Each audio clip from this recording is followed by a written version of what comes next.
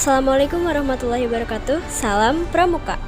Izin memperkenalkan diri, nama aku Nia Ramadhani, perwakilan dari kelas 10 MIA 4.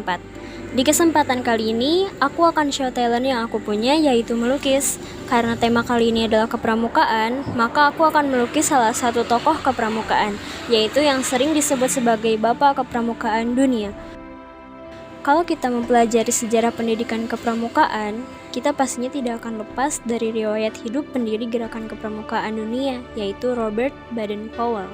Baden-Powell lahir pada 22 Februari 1857 dengan nama Robert Stephenson Smith.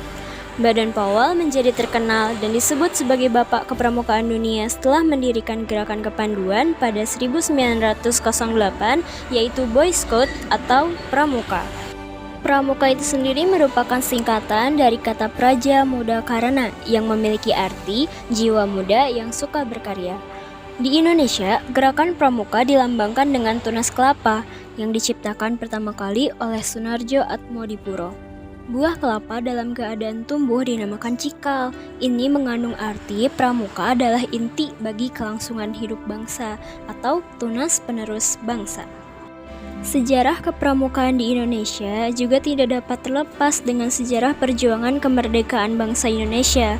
Gagasan Baden-Powell yang membentuk kepramukaan dengan cepat menyebar ke berbagai negara termasuk Belanda. Di Belanda, kepramukaan disebut sebagai Vadvinder. Di negara jajahannya, Belanda mendirikan organisasi kepramukaan, termasuk di Indonesia yang dikenal dengan istilah NIPI, atau dalam bahasa Indonesia ialah Persatuan Pandu-Pandu Belanda. Dan organisasi ini dikhususkan hanya bagi anak-anak Belanda. Oleh tokoh-tokoh pergerakan nasional Indonesia dibentuk organisasi kepanduan yang bertujuan membentuk manusia Indonesia yang baik dan menjadi kader pergerakan nasional. Karenanya kemudian muncul organisasi-organisasi kepramukaan pribumi yang kala itu jumlahnya mencapai lebih dari 100 organisasi.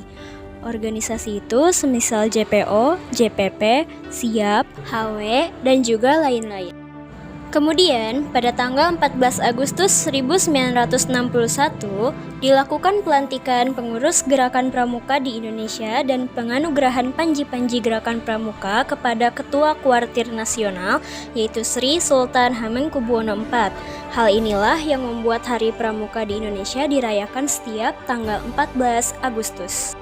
Dan kebetulan nih, beberapa hari lagi kita akan sampai pada tanggal 14 Agustus di tahun 2021 ini, yang artinya Hari Kepramukaan Indonesia akan genap berusia 60 tahun.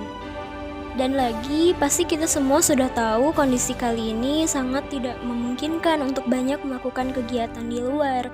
Tapi itu semua bukanlah penghalang bagi kita untuk tetap tangguh, optimis, dan tentunya anak-anak bangsa harus tetap menghasilkan karya-karya yang kreatif dan juga inovatif.